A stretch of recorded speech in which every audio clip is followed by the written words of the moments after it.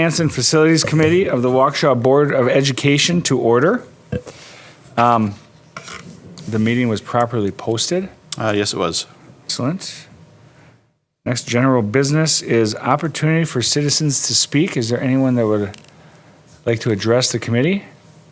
Seeing none, we're moving on to action items. Our first action item would be the approval of minutes from the August meeting. We're looking for a motion. I so move. Thank you, Mrs. Voigt. Second, McQuarrie. Yes, sir. Discussion. Quick Trouble? quick correction. Okay. I ran the meeting last Did? month. You Yeah. did? So at the very top, just Oh, so. Okay, I got you. I was going to look. I was going to. I actually Gotcha. read these, believe it or not. I do well, or I do as well, but I see what missed you're it. saying. Yeah, My in that line. apologies. No, I just I wanted live to it, see, and that's make sure enough. that I was excused. I don't always catch things though. So Yeah, no, that's Really good. well lately. You've been catching some really good ones. Alrighty. So all those in favor say aye. Aye. Aye. Opposed? None. That would be 5-0. Moving on, for our next action item would be approval of vouchers. Do we have any questions for the vouchers? No, Nope. I didn't think so.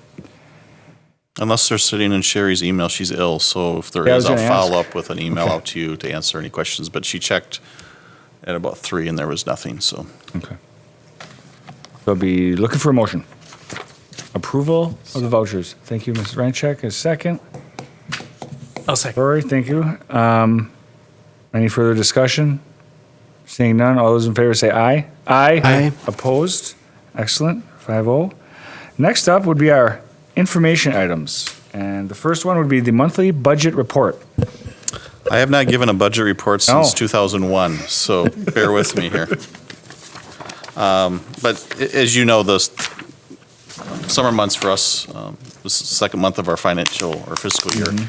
Not a lot of activity. We're not paying staff or school year staff yet. And the revenues, except for student fees, are pretty low or non-existent for major revenue sources. So Sherry referenced interest earnings seems low compared to last year, but the pool, sometimes the timing of this meeting, we don't get the statement in time to turn it around and get it in the packet. But the pool, we earned $55,000 in interest to put us slightly ahead of where we were last August at this time for Fund 10 interest revenue. Expenses, again, we don't have any major expenses. We're not paying the teaching staff or the aid staff or anything like that. So August is generally just a very quiet month. Our first teacher payroll is the 15th, so that's when things pick up in terms of the volume of dollars, et cetera. So other than that, we have on the books the Fund 43 we've added to this report to give you an idea where we are with the referendum proceeds. Speaking of that, if you remember, we still have $15 million to borrow. We'll be talking about that because we wanted to wait to calendar year 2020, but probably fairly early in 2020.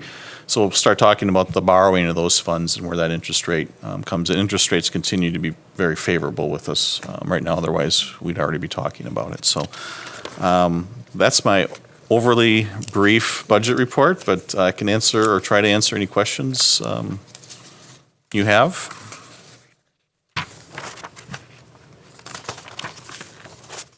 Any questions? Mr. Como? just real quick, I noticed we did not have the health insurance. Yeah, and I think that was due to Sherry's Just Sherry absence. being- okay. Yeah, she's been out Okay. the last few days, or going into We can last hold week. off a month. I would imagine She that did give the- me a verbal. Our claims were looking well, are good for the start of the year. August is often a hot month for us because staff are still off and they're Right. trying to get up to speed before the school year starts. But she Right. said we were having a strong month, so I can have her email out. That'd be nice. Yeah. Yeah, You bet. thank you. Anything else? Any other questions? Nothing? Excellent. Okay. Moving on. Next up on our information items would be our capital improvements project report. Yeah, I put, we have, Oh, yeah. well, I think all of you know Tim Williamson, our Director of Facilities, and Kate's been to, I don't know how many meetings now, but Kate Egan from Bray has been the lead architect for all the work we've been doing related to the November referendum. So we're going to walk you through slides. I put a copy of the slides on your desk too, so you can take notes or anything. But we're going to go through some of the projects, referendum and non-referendum projects. Tim will walk you through that we completed from our operational budget, and then we'll talk a little bit about safety and security, and then we'll get into the secure entrances at the 11 sites that we addressed this year, and then share a little bit about 2020, 21, 22 maybe, whatever. We don't really have an end date yet, but and just kind of go through. And then next month we plan to have Findorf and Bray back, and Tim will probably be here as well to talk in more specifics about 2020 and beyond. Some of the actual construction timeline, some of the logistical ideas we have that might help us, but it changes things a little bit for some people. We just want to make sure the board is up to looking at some different ideas and creating some space for us to start working a little sooner. So I'll turn this over to Tim to walk us through the district's portion of the budget, kind of some changes he's implemented. We've done a few things differently this year, and then we'll transition over to the secure entrances, and Kate can walk you through that. So I'll be your. So we'll start. So one of the projects we did this year was at Waukesha North. I'm sure you're all well aware, on the west side of the field house, it's pretty flat. So we've had water damage on the wood floor. So we actually raised up those doors as high as we could due to the structural elements of this steel portion of the building. So we gained about 1.5 inches, 2 inches to try to get water to pitch away from the doors. So like I don't remember when that floor was done. It was probably done about 2012, 12-ish? around that. It was- 14, okay. Yeah, somewhere in that. Well, it was done and then it had to be redone, so I don't know.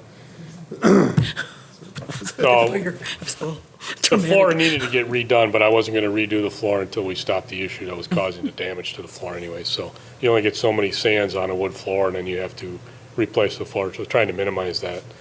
And the other thing we did is we did some stoops at the overhead door on the north side facing of the gym.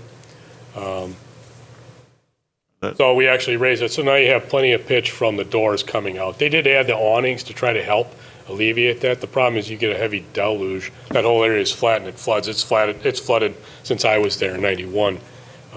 So the water just would walk right under the threshold, go on top of the old synthetic floor, and it would sit under the wood floor. You never see it, but if you look at the wood floor, it's cupped over by the overhead door in that section of the gym. So we'll address that next summer, but this was the goal this year. And then we also, since I had the heavy equipment there to do a lot of this, a lot of our dumpsters sit on asphalt, which is not ideal. The trucks go to pick it up, you got the point load of the front tire, and it just busts straight through the asphalt. So here we tore out the asphalt and actually poured a nice concrete slab to make it a little easier from longevity-wise. The other thing we're looking at doing is waste management changed the way we do recyclables. We can no longer put it in plastic bags. It has to be loose in the container.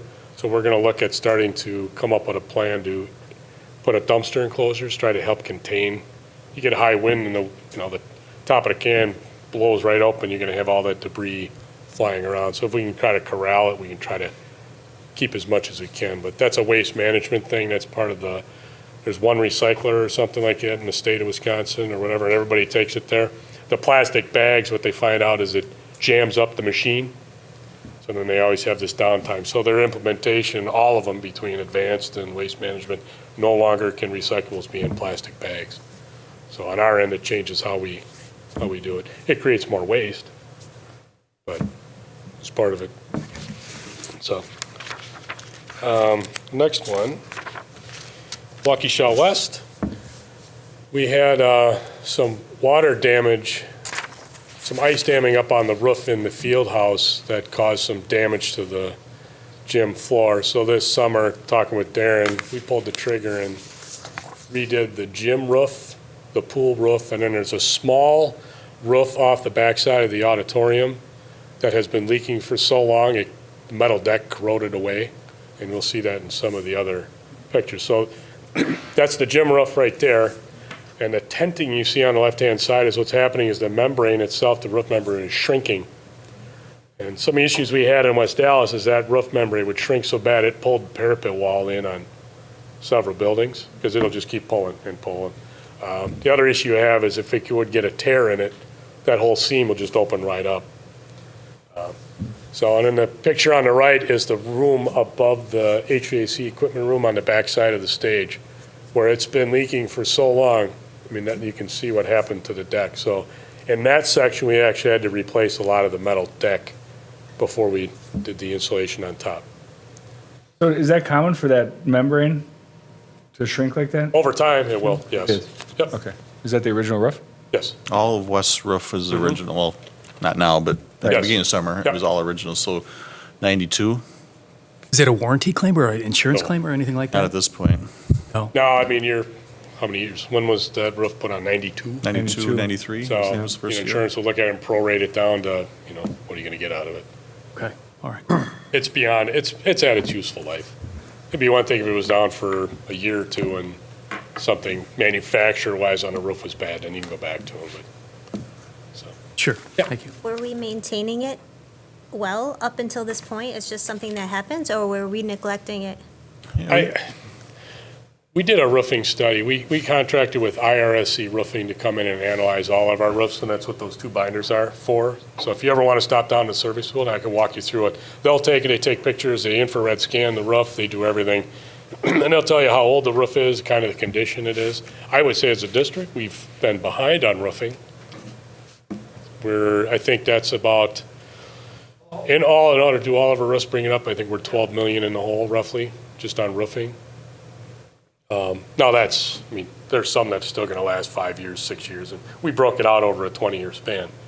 But I think on average, we're probably looking at 500 to 600,000 in roofing every year from now until infinitum. Plus it'll go up every year because every June, labor increases, material increases, so. I think there's a lot of roofs that should have been done that didn't for whatever reason. It could have been pure budget, could have been other things were breaking, and roofs weren't leaking, so. Yeah, but to get almost 30 years out of that roof is, Oh, yeah, that's on that, that's, it's not like it's a 50-year Yeah, roof and we only right. got 30 years. It's just at that point. Unfortunately, all of West is at that, I mean, it's good and bad depending on how you look at it. You enjoy the 25 to 28 years, but when then year 29 and 30 comes, it's like, that's a lot of roof out there. So yeah, I would say West roof was almost, well, it's right around $600,000. Yeah. Okay. yeah, those, and we probably did a quarter of it, No, not even. a Not quarter even? of it, No. so. So, and you go through, you can see what the new roof looks like. So, that's completed, What's the anticipated lifespan of that roof, do we know? 25 to 30 years. And a lot of it is how you maintain it. If you're inspecting it, catching your flaws. A lot of the cost comes in if the roof has been leaking but not leaking below. So if it leaks below the membrane and the insulation's wet.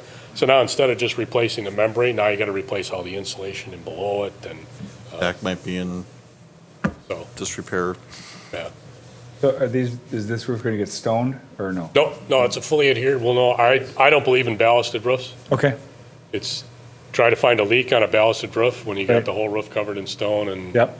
I'd rather have it fully adhered. You can find the spots. So fully adhered, that's not going to pull away Nope, from it's the parapets completely then? glued down to the roof system itself. And ballasted is just what it sounds like, weight of. Yep, the sounds weight like of the that. stone holds the membrane down. Yep. Very good. It was big in the past because say 20 years ago, roof membranes would erode so bad with the UV light. While the new ones that, for the past 10 years, the manufacturing of a rubber membrane holds up to the UV rays. That's why ballasted was so big back in the day, because roof membranes would just break down so fast. Very good. So, I think so the picture on the left is where the water damage occurred. And that buckle in the floor happened 2 weeks after the roof leaked. So it was about a 2-week period of time that we had. It's when we had that big ice storm and everything dammed up on the roof and we had water come in through one of the louvers up on the roof and just dripped on the floor. And then 2 weeks later it happened. And the one on the right it was a complete re-sand, re-stripe, and whole ball of wax on that gym floor. Now it's probably about $70,000 by the time you Unbuckle. Well, the problem is when you patch it and you sand that section down, if you don't sand the whole floor, you've got areas, I mean, no different if you did your house, you'd have an uneven area, would be a trip hazard. You also have a leak in the lane on the one end? Off of right behind the basketball hoop off the main court, there was a small drip and that floor cupped too. That could have been like that for a long time, I'm not exactly sure, but. It was more than just that little, Yes. at least one other Yeah. area. So, like that area there was probably to patch that and fix that. Not only the buckle, but all the cupped boards on either side of it. That area was probably 15 by 20. By the time you patch that area and you start to sand and try to feather that to the new floor, you have such a difference in thickness. Are we self-insured on something like that, or is that? We have a $50,000 per occurrence deductible. That came out of CIP. Yeah. Very good. We did start the claim, and then I found out we had a $50,000 deductible. And talking with Darren, It's not for the worth it at delta that between point. 50 to 60, Well, I guess you could look at that as self-funding the vast majority of your exposure, but I had planned on talking to our insurance consultant about lowering that, because sometimes it does feel like we're not insured at 50,000, but then the Summit View, you have $1 million loss at Summit View, this isn't the time to be asking them about lowering our deductible or, Right. so, but we do budget, I want to say it's $25,000 in your budget reports, it's other insurance, but it's to cover some of these miscellaneous costs that we run into. So we are self-funding it. We just, Smart. I guess it's not a formal title we've ever given it, but it's pretty much what we do. Next one, we did consolidate Blair. We moved the bulk of Blair over to Hawthorne Furniture and Equipment, and we moved some to Lowell, and we did scatter some tables throughout the district. We did all that this summer, and then obviously Montessori now is leasing that space, so we condensed everything down within that school so they can utilize the classrooms they have, so. And then the BDA, which is a bidirectional amplifier, in the fire code, life safety code, there was a new law passed, I can't remember if it was January last year or the year before.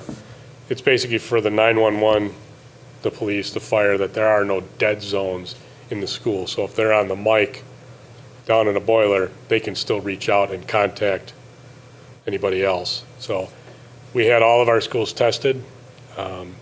North was the worst one, West and Les Paul, and then we have a spattering of spots in some of the other schools, which we may not have to do with. It's just bringing Brian, our fire marshal, around, and he'll mic up and check some of those areas. But it's about, I think it was 70,000 to put that repeater in and run all the antennas throughout that school. So now that CC could get service if there's an incident in school. What happened in the past is she couldn't radio out. So if she had an incident on one side of the school, her radio wouldn't work, so somebody'd have to go physically get a phone or a cell phone, call 911 to get police to respond for her. And so this will eliminate that step for her. And as expensive as this was, when this first came up as an issue, we thought our exposure to this was at every figured every school, school.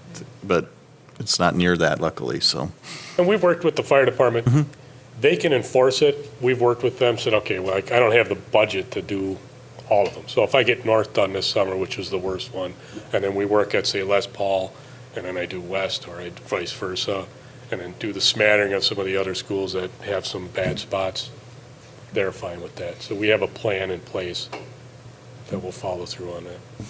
I'm sorry, I probably missed it, but is that just for the fire department, or is that all? It's first for police. responders? It's any of those that use the county system, so the cops, sheriffs, all of that.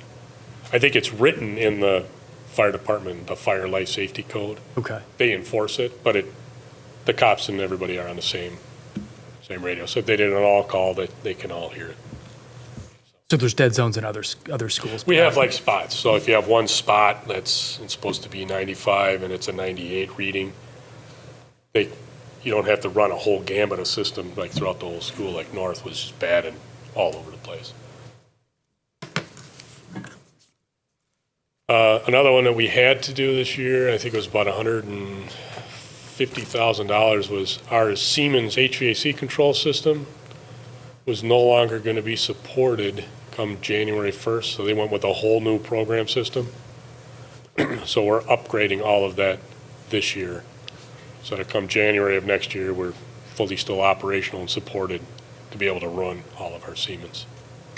Is that district-wide? What's that? Is that district-wide? District-wide. That's every piece of equipment we got is currently run through Siemens controls. Okay, So it's their, I'm not a technical guy, but it's their main hub. right, It's their program that is being upgraded. your software, Yes. yes. I thought we do some of that. consolidated to We did do that some of that, like yes. 3 or 4 years ago. We did the energy efficiency thing. Yes. Yeah. So that's when we went to everything being on the same platform. You're saying 3 or 4 years later, it's obsolete. Yep. That's what we were told. So it was one of those. And I'm looking at going to somewhat of a different operator. Tritium Niagara is a That's system. actually quite disappointing Yeah. to get only 3 or 4 years out of a piece of software. I agree. What's the projected longevity of the new software? That was a huge, I have no idea right now. This is the new system, so I don't know. It's not a contract, it's just Yeah, take it or leave it. How much money was it? about 150,000, Maybe 135 at the low end. 140, 144. So I can't remember exactly, but we were a little shocked by it too. Our goal is to get away from that because it's all proprietary, all the equipment, everything. Yep. Every time you call the rep out, it's $150 Hard an to- hour for the truck. Hard to bargain with them. So, trying to go to a different platform. The problem is I can't move fast enough on the new platform to not have to do this, within the window of opportunity we have. so what would the new platform be, like Johnson Controls or something? It's a Tritium Niagara.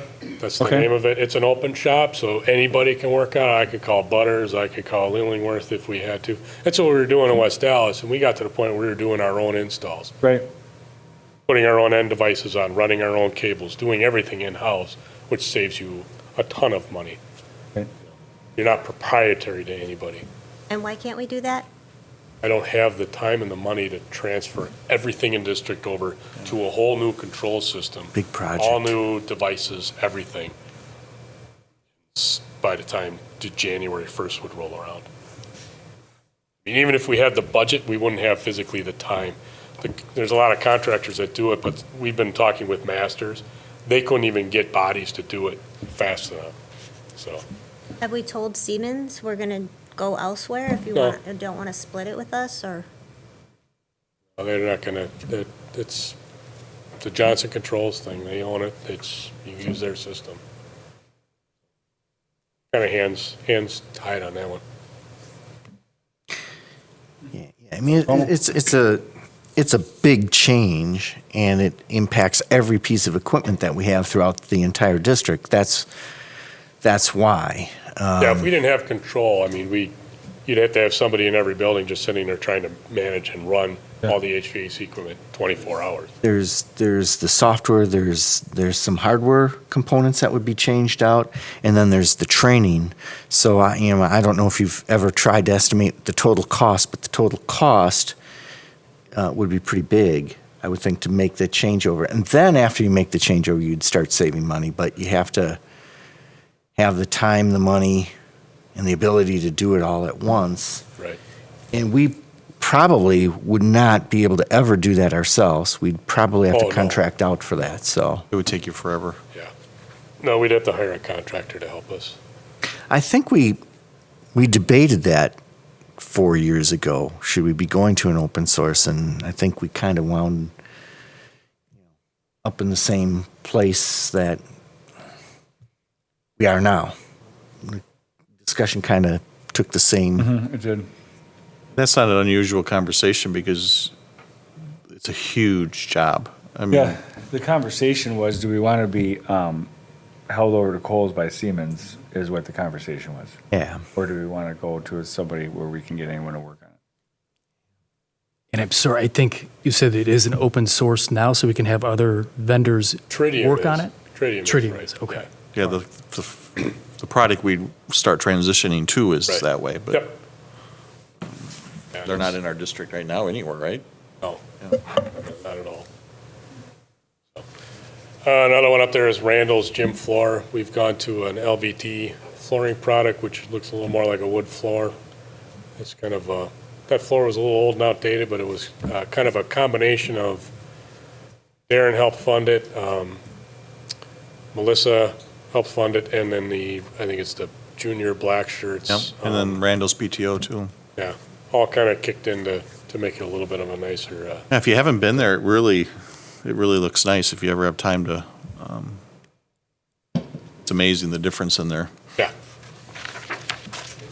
Price difference between the new flooring and wood. Did you bid out wood? I didn't even price wood, just because that's used as a cafeteria too. Oh, it is. Yeah. They use, Like, it's an oh, elementary, so you use it for everything, to try to put wood floor. Yeah, that'd And be- I'm very touchy with water on wood floor yeah, right oh, now. you, So, yeah, you should be. Is LVT that luxury vinyl or, okay. all right. yeah. That's the waterproof. same stuff that we had, I guess Glenn had put in up Butler. And I don't remember how many years ago, but they love it, and it's held up great. It's That long ago, I would say 3 years ago, maybe. the no wax floor. It's performed very well. It has a grain to it. It looks, Yeah. Yep, we took, who's the junior black, is it oh, There's a school in West Dallas, it's a private school that's had this down for, I want to say 8 years. We took him over there, he bounced the basketball, played around, talked to the coach for that team, and they loved it, so.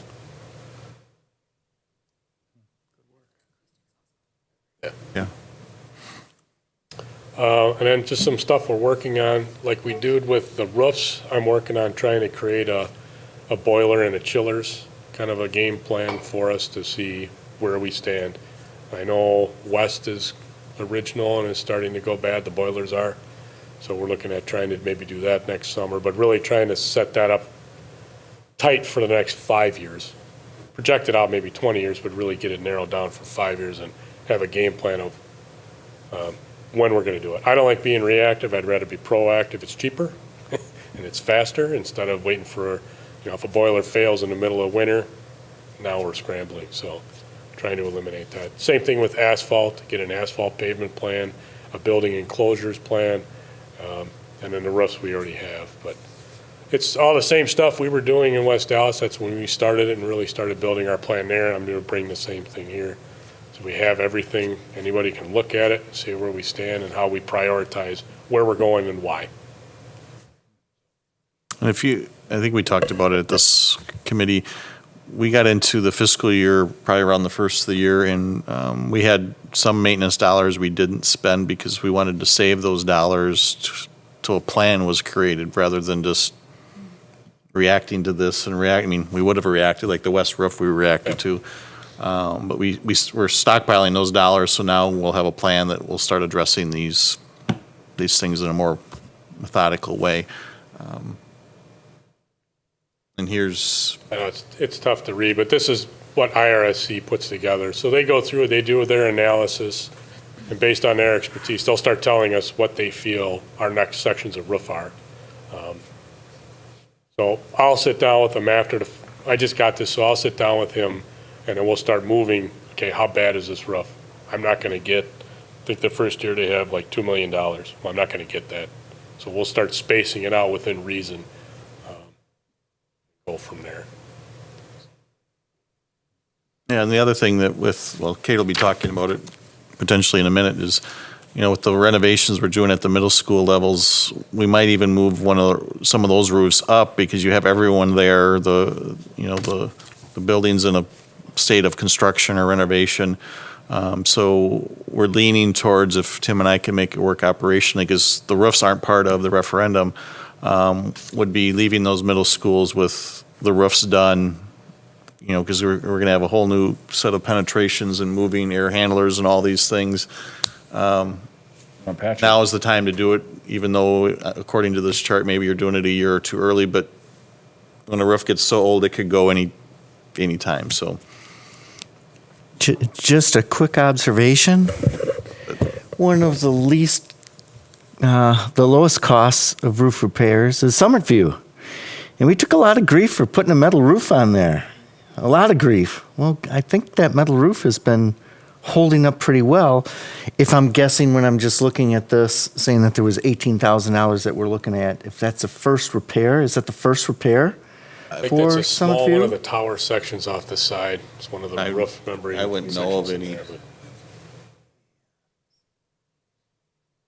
Oh, 121,000. Okay, I thought I read 18,000. No, this was increase. prior years. Oh, okay, This is- gotcha. This is later on, so that was 2023. and But that was a Gotcha. 92, 93 roof, or 93, 94, I can't remember if it opened the same year as West or not, but If I didn't have to do West roof, I would have done Banting's roof. Banting's roof has a phenolic insulation on top of it that if it does get wet, is known to react to steel, it'll eat the steel. So, it's been used, still being used, I guess, from what I've heard today. They just use it in a different manner, but I think if you factor in what you probably paid for that metal roof 25 years ago, I'm sure you've gotten your money's worth out of that roof. Yeah, And and will that's for the where I was next- going. That's where I was going, so. Definitely. like the next section of roof at West would be the auditorium. If you've ever been there, it always drips. It's always leaking. And that's the other thing with the middle schools and the schedule of these roofs. We don't want to go in there and put new ceiling grid in and tile and still have a roof that nothing drives me more crazy than walking around and you see the watermarks in the tiles. So Oh, yeah. we're trying to bundle those and work with the construction management firm to make sure they work hand in hand, which it's not unusual to be doing this. So we're building that into the plan as much as we can. We'll spend money wisely. What are the numbers after the dollar amounts, Tim? Those are roof sections. Oh, okay. So if you would I go gotcha. to, I think it's West, you got Yeah. roof section 1, 9, 10. They add, that's how they break it down when they Okay. do their analysis. So I'll tell you, if you look it up, here's roof section 1, and they'll tell you it's roughly 25 years old, here's the condition it's in, and then they go to the next one. And then when they do their IR scans, they'll shoot and they'll tell you that this insulation in this section is wet. So when we do that roof, I got to replace all the insulation, not just the membrane. Right. Changes your costs. And we've gone to a much more proactive as far as the patching of roofs. So IRSC, when they go out to do a patch, they'll scan the area instead of just coming up patching that little section. They'll walk the roof right away they're there, try to find other ones before it becomes an issue. Fix this one, you push the water somewhere else. Right. Any questions on district projects and studies and otherwise we can move, the security. Phase 1 windows, the window film was done last summer. Phase 2, we're wrapping up. I think there's 1 or 2 schools left, part of the security grant money through the state. And then I talked to Mr. Schloman, and the grant one for the IP clocks and speakers and all that stuff that he's done on, and he's like 95% complete with the door ajar sensors. So, Yeah, if you remember, we talked with this summer's projects being kind of a combination of food service, district operational, we had the safety grant, then you had the referendum proceeds, so we broke this report down to kind of follow that discussion, and then next summer or summers, food service will be involved again, district operational dollars, the safety and security grant will be gone by then, but it'll be kind of a gathering of resources to pull it all off, so. Now, secure entrances. So Kate, if you want to walk us through where we've been this past summer and then a little bit on where we're heading. Yeah, so probably saw a lot of construction trucks this summer when the school buses were parked. We had various levels of construction at each of the 11 schools listed on the screen. The reason for the range of scope at each school depended on the location of the office. So in a lot of cases, the office was adjacent to the exterior already, which made the renovations more minor. So it was adding and adjusting doors to give us the secure sequence of bringing visitors in through the main office to be checked with that Raptor software from the safety grant. And then some of the other schools like Bethesda, Higher, Rose Glen, we had to do, we called it the domino process. So like Bethesda, the office was in the middle, so we moved it out, which displaced a couple of classrooms in the kitchen, and we had to move that spaces. And it all worked out, especially looking at Meadowbrook. You know, we had the art class, Meadowbrook and Rose Glen were very similar. They had the art classroom adjacent, and we were able to adjust the size or adjust the maker space special education in a couple of instances, depending on how we were able to reallocate those spaces. But we kept the same types of spaces within those. So those are the 11. Touching up a couple of things, finishing up a little bit, but in the next week or two, they should seem complete. Everything was opened the first day of school. Notes at the bottom, the Banting and North already had the secure entries, and then the other district schools are in design. So the 3 middle schools and South High School are under design, and then we're looking at the other elementaries for solutions as well. This is a diagram I put together to explain the door locking, so how the sequence works. So you see that the teal path is that secure sequence that we achieved at the 11 schools this summer. So the doors at the bottom arrow, are always unlocked, letting visitors come into the vestibule, knowing that a majority of the people coming to visit are families and students, to get them in on the elements. The door into the office is locked until the staff in the office unlocks it, letting them in. That door is always open to go back out, because that's your fire, that's your egress. Once you're in the office, the door into the school is locked until you're let in by the staff, or a staff can badge card in. So that keeps people contained until the Raptor software system, that vetting process happens. And then the door into the office from the school is unlocked, allowing staff and students to come into the office in a flow that makes sense. And then you can always exit through the vestibule as a fire egress. About that? Lowell and Bethesda were 2 that we had done renderings with. And so I followed the process of construction purposely. So here's a progression of Lowell. Looking at the left side, demolition, metal studs went up. It's the same view for each of the pictures.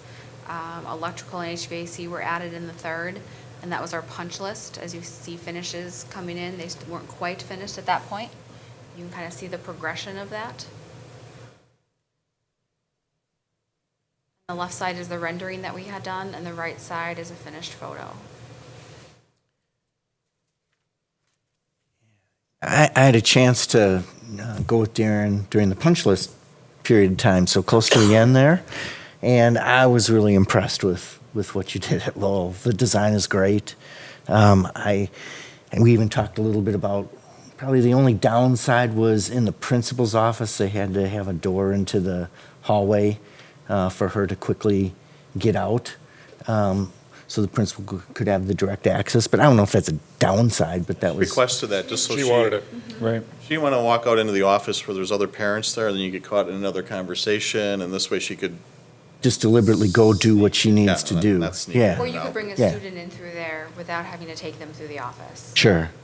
But her office is not very big, so that anytime you add a door, you eat up They didn't have functional both. space. But So I don't think that was on the original plan, though, the original design. That was an add-on? Oh, it was? No, it was. Oh, okay. has been, but maybe not the very original one, maybe, but During the planning process, she asked for that, knowing that that was a door. We had that conversation in any of the circumstances where the health room or the principal's office was on a hallway, of whether or not you wanted that extra door. Some of the health rooms, some of the schools wanted it for the health room so students could come in directly. But part of the process of the locking is to control access into the school. And so that added a level of security to make sure those doors were then locked going out, to control that so people couldn't come in and go through those passageways. right. And then also making sure you were able to get in, but then if someone's not in the health room and that door was open, somebody could come in and you didn't see that person come in versus coming in from the main office. Sure. So we had a lot of conversations anytime there was more than the 2 doors in and out of the office. And the visibility at Lowell is really good. That was That's really been done very well. nice. I was actually just there taking some additional photos, and to be able to see the traffic, it opens up the nice garden out front. Oh, it was really good. Bright. Yeah, tougher at Bethesda though. We need to use a camera system at Bethesda, right? We couldn't get the same visibility. there is no windows. Yeah. Bethesda, their mechanical space is adjacent to the exterior. And then on the other side of the vestibule is 2 feet 4 down. So it was a grade Because change of the ramping? because of the ramping. Right. So that's why we had, even with the stairs, that was the best solution we could come up with without moving your entire electrical service into the building and the mechanical spaces. So again, it all worked out of the sequence that you have, and then with added cameras, the staff can see that vestibule, and we were still able to achieve that secure sequence. We just had to move the vestibule doors. And we did that at quite a few of them. Rose Glen, Meadowbrook, just had to move that set to get us. I call it the horseshoe, kind of going in and around.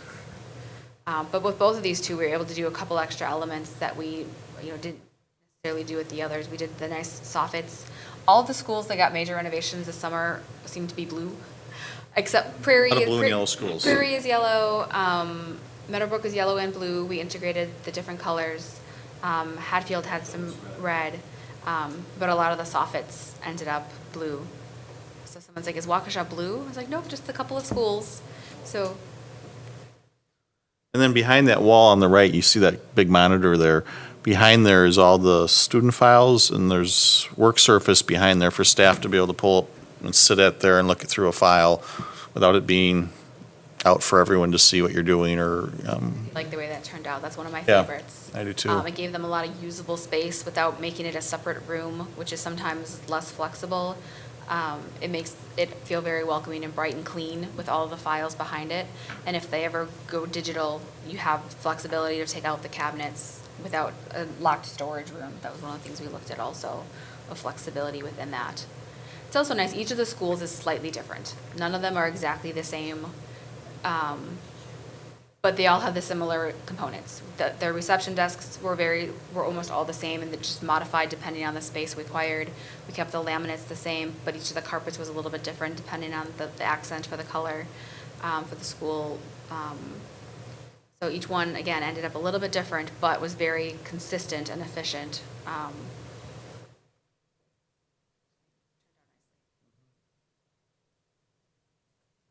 Bethesda, I didn't make it during the complete demo. In the middle picture is most of our staff. Part of our staff. We did tours of 5 of them one afternoon, since you can get to a couple quite quickly. So we did quick pop-ins, but the start of the metal framing, the drywall, and then the right is the punch list, and the glass railing went in after that. So I think I have that in the final photo that I took. And then that's going to get, you can see in the left rendering, that's going to get a film on it that has levels of transparency. We wanted to do something for Bethesda, since it was a historic school, sort of a nod to the Springs without being super literal. So we were excited about the film. Steps in there, again, Bethesda, you walk in, either ramp down or you ramp up, and to get up to where the doors you see there, one's the principal's office and one's the psychologist's office. To have it all be cohesive, we put stairs there, but ADA-wise, you can go the ramp and come in that back door if you want, so it is completely accessible. Everybody still comes in the front main way, comes and goes, so it's not a back door. You come and get vetted and you're released into the school, and you could come, and the health room is up at that level as well, so it's accessible there. Yeah, Bethesda, we did Rose Glen, Bethesda, and Meadowbrook all had basically the same design, and the offices were in the middle, and those were the ones, along with Lowell, we did quite a bit of work. Those were our biggest square footage impact of renovations, but we found a place for it all. Hire was actually very convenient. It was the almost exact same footprint, so they had the staff workroom outside and the office inside, and we were able to just flip that one. And that one was yellow also, so that one turned out really nice as well. So looking to the next 4, the 3 middle schools, Horny, Butler, Les Paul, and South High School, all 4 have been surveyed. So we're working with Kapoor as our civil engineer. So they went through and did the topography to give us, knowing where grade changes are. And then we also did soil borings. So a different company did that, but that's when they drill down into the ground to see the composition of the soil, so that'll inform our civil engineers and structural engineers as we start designing the additions and renovation and the site renovations. We had a lot of meetings in July and August with administration staff.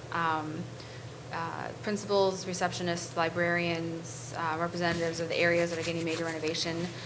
We did a couple extra, we call them benchmarking tours, so we took staff to 4 or 5 different schools. We did a big group all together in the spring, and then we did a couple extra sites to go to look at science. We went to Port Washington High School to look at their new science labs, so getting feedback from administration and principals. We've had quite a few kitchen meetings since the 3 middle schools are all getting renovated or new kitchens. We were able to do very similar layouts at all 3. Horning and Butler are very similar, but Les Paul being new is different, but we were able to achieve a very similar flow, which is nice to be consistent with all 3 schools. And we had our first interior finish meeting to discuss finishes and colors. And so we went back to the office, and now that the staff liked the color schemes and the samples we had, we're going back to kind of show the plan for all the flooring. We've looked at where we're going to do accent walls and some special features at each of the buildings. So we're in the process of issuing 50% construction documents. So it's September, we're going to issue in December. Come a long way since last November, finalizing what we're doing. And we've been having a lot of meetings with our engineers, mechanical, electrical, and plumbing. We had scoping done at Butler, Horning, and South. So they did like the cameras through the pipes to do cleanouts to see kind of where we didn't have existing drawings for Butler, so looking to see where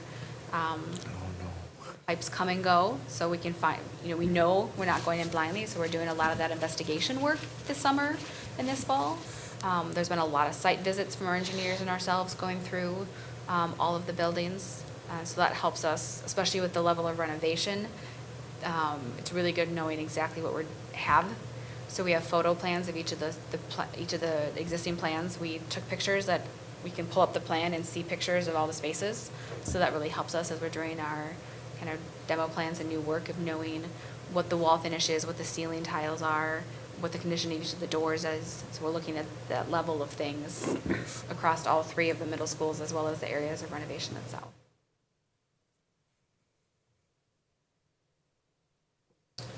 So next steps, like I said, is we're issuing 50% progress sets. So Findorf, construction manager we're working with, they look at the construction documents that we issue. We did a 25%, we're doing 50, and we'll do a 75.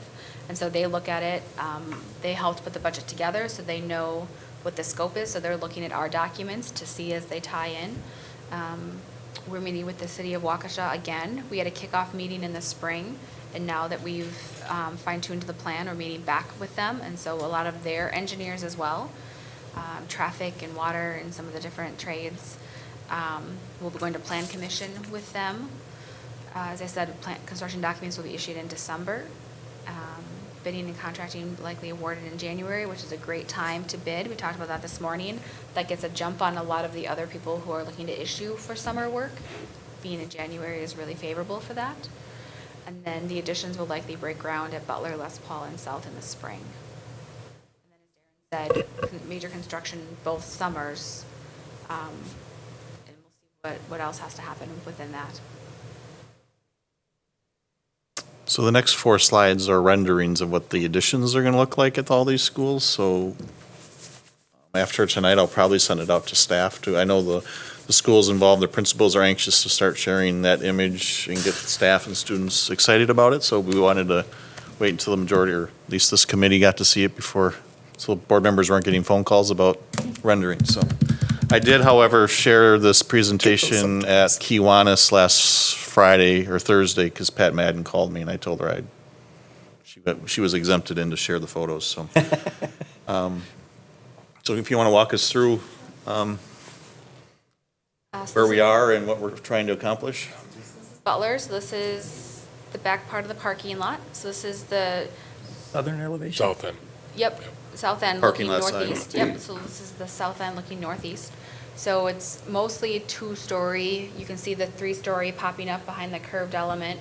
So that's the connector, and then stairs. We have 2 renderings, so Darren can go back and forth between the 2, but here's looking straight on to see the connector piece. That's where the pit is now? That's where the elevator's going in? Yep, so that's been the trickiest piece of this was getting the levels to line up, as well as making sure to achieve the no more than 5% slope with the sidewalk of the ramp of needing accessibility. So looking to have at the lowest level, you basically walk out where the gym is. That was from the other angle. This piece is trying to, all the levels need to tie in together. So the lower level, the middle level, and then this elevator pops you up to the we call it the second floor. Go back one, just to, so down over. Up on the far left side is grade where it currently is grade. So the faculty lounge got displaced a little bit, and so we've actually put it in this lower level. So the staff, when they come in, they can come in the far left side, and they'll be able to go right past the staff lounge with restrooms and a kind of a kitchenette area, like a break room, before they come up. On the left side, right now there's two outdoor kind of sheds. That first lower left window will actually be a 1 hour rated room with a garage door. So that's where all of your snow blowing, lawnmower, all of that will be within the building, so you won't need to have a shed anymore. So all of that will be right there. We were able to get a classroom in that lower level, so we have the windows, kind of a garden height, and then some additional storage. In the middle piece is a stair tower. The top left actually ended up being the choir space when we looked at reorganizing the music. So that'll be a really nice flexible space. So it'll be assigned to choir, but it's in the addition. So that'll be a really nice multifunctional space beyond choir. Yeah, that's a nice add because choir isn't every hour of every day. It's hit and miss, so they can use it for, it's a sizable room, so Space. maybe even a staff meeting or things of And that got kind of screwed up over the last few years, right? We were moving different parts around and. The music suite is, what used to be Last 2 half season. spaces in It's the, 3 and now it's 5 because it's a Yeah, it really got long, chopped up. narrow classrooms, and band is on the stage. So with the plan we have that puts band, orchestra, and choir all in their assigned classrooms without Right. using the stage for that. But it also gives them flexibility if they needed to use one of those classrooms for something else. And we had to chop it up because of the increase in population, right? I would Student assume- I population would at assume Butler. that's the case. And so we did some renovations over the last, I don't know, 5 years or so, and it did become chunky or choppy. kind of bowling alley type Yeah. shaped For what I was rooms gonna rather use than. too, Yep. Yeah. Which, now that you still have the option to go back to the stage if enrollment were to come back again.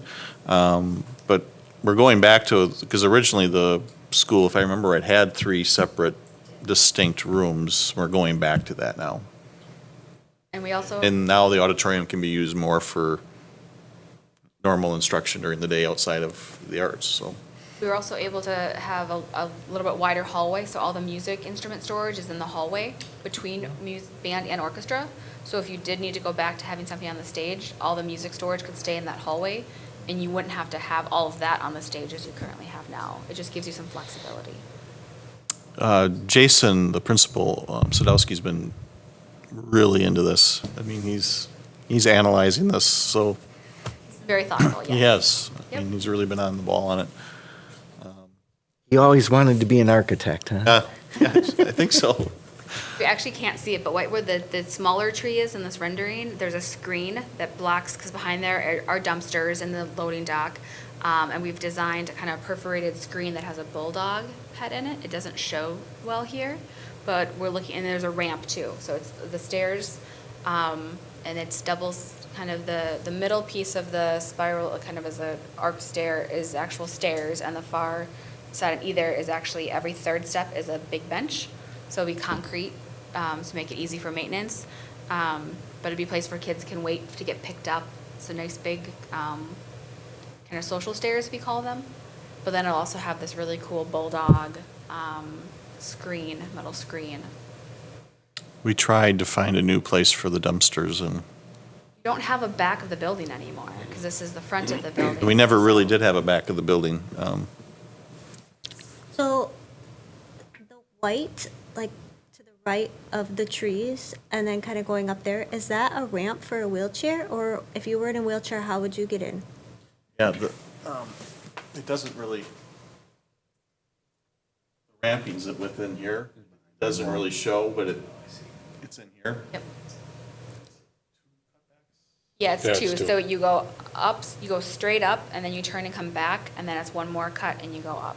So it's nice because everyone goes the same direction in, and then when you get to the top of it, you're all going in the door together, which is one of the things we try to get, so that you're all kind of coming together. Yeah,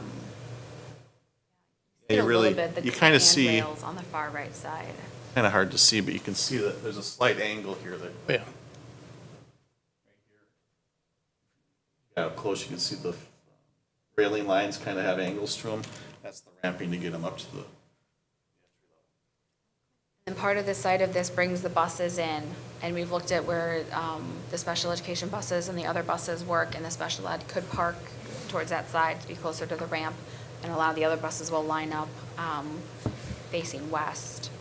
And then all the students will come in the same way. And so the lighter color in this is the sidewalk, and the darker is the driving. So we have planters in between, so it's a nice wide path between the parking lot and then kind of an S-turn that brings the buses in. So that traffic is separate with a nice wide sidewalk in between for walking. And then we also tie in the sidewalk cutting straight north. So if kids get dropped off or walk, you can cut across, and you have a crosswalk connecting you back to the street along the north. yeah, next month, we'll talk about in a few slides, we'll be coming back and going through these 4 schools, aerial shots again in greater detail, even showing you some of the inside spaces that I'm going to accomplish, but we just wanted to give you a general feel of what we were looking at tonight. So we will have to add kind of the street essentially going west by the funeral home? That I think was in the last rendering? Okay. So that allows all the bus traffic to come off the street, and but now you come in your parking lot, but it allow parents to come in and do a loop, and it allows buses to come in completely separate, so the traffic won't mix. And then the buses will have, I don't know how much staging area we're gaining, but a significant amount, so we're not chewing up the streets. They'll be on our property, and then they'll be exiting onto Moreland, which will help them, it's a It'll be a right turn. it's designed to handle more traffic, so. Right turn in, Right right turn turn out? Mm-hmm. Okay. And when do you anticipate being in front of the Plan Commission for site plan and architectural We're review? hoping to meet with the city next week to do a preliminary. So we met with them, as I said once earlier. The Plan Commission, they have a preliminary and they have a final. And so we've met with the city a couple of times. We're working with Doug Kaler as our city planner. And so he and I have been trying to find a date that works with all of us. Yeah, So we're Doug's hoping to great. meet with him next week, and then we'll lock in on the Plan Commission date. Okay. So how do you get to the ramp? It enters. It's just on On the the other side right-hand of the side tree. there. There's the 2 trees, the smaller one, it's just right past that tree. Yep. Yeah, Right there. yeah. Then you kind of walk into the boxed area, then you go up the ramping. How close Next are week, or next month, we'll have a. How close are the dumpsters to the entrance? I thought that screen was screening The dumpsters are more up by that first window in the maroon area, Yeah, right? and then the Wouldn't you say? screen is on the opposite side of the ramp. Yes, So okay. you walk past, the screen shields you from that as you're on your approach. On the ramp. So we're trying to hide it. There's the transformer, and there's a few other Yep. infrastructure things there. That's like down below, like, It's a different, yeah. it's at the ground level essentially here. Yep, the ramp starts there and to get you up. Okay. So the ramp is like one wall on one side of the dumpsters. Yep. So it kind of angles up a little bit, and then the screen starts. Still figuring out a little bit of the detailing, of how much of it's brick and, some of that, but all of the grade works, and that was our biggest thing. We had told our civil engineers that this was a priority because it was the most grade change. Yep. South is pretty flat. We know we can make that work. Some of the other ones, we knew this one was the most complicated of grade change, Right. and this is the one that we locked into first, knowing that it worked. And we've been refining the design a little bit. We had originally had stairs the whole way, and we said, well, let's make some of them the bigger steps to make it more ease of maintenance, and that adds an element of Right, a bench places type to area. sit. So now we're looking at kind of the brick, the detailing of that. We're not matching the brick. I don't know if you can tell from the lower left, the darker, the more of a slate color brick. And the top is metal panels. It's not going to be quite that color. The colors are a little off on this. It'll be more of a, I've fallen prey to that a few times with the renderings. this looks really yellow. It's not going to be that yellow. It's going to be more of a tan beige that actually matches the parapet that's on the existing building. So we're looking to tie into things without matching necessarily. Do you have elevations at this point for the west side or the north side? There guess really the isn't anything on the north side. Okay, what about the west side? Because the west side's going to be affected by. If you go back to the other rendering, no, you really don't see it. So Okay. we can pull back so you see that for the next one. The roof line ties in with the gym, so that west elevation is actually going to be very similar. We're going to do just different enough so you're not trying to match it exactly. So I think this one is a little bit lower than that one, so it'll be a separate parapet. We also pulled it, I want to say we pulled it out a little bit. You know, we're not trying to match it exactly, so it wraps the corner. Right. So you can finish off the elements. Okay, thank you.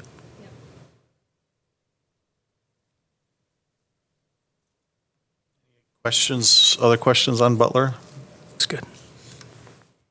Yeah, I know we need color elevations for the plan commission, so we'll have all of those.